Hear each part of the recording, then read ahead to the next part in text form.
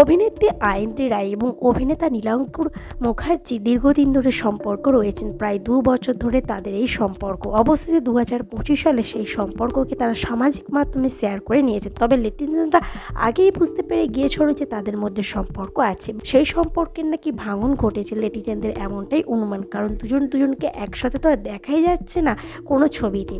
মাঝে বেশ কয়েকটা মাস তাদের বেশ ভালোই সময় কাটাতে দেখা যাচ্ছিল। সেই সমস্ত মুহূর্ত তারা সামাজিক পাতায় শেয়ার করতেন, কিন্তু এখন তো সেই সমস্ত মুহূর্ত কেউ শেয়ার করছে না। তাই সেখান থেকে নেটিজেনরা বুঝতে পারছেন যে হয়তো তাদের মধ্যে কোনো মন কষাকষি হচ্ছে। বর্তমানে দুজনকেই আমরা দেখছি জি বাংলা স্টার জলসা সিরিয়ালে। অভিনেতা এদিকে কাজ করছেন স্টার জলসার রাঙামাটি তীরন্দাজ সিরিয়ালের প্রধান চরিত্রে।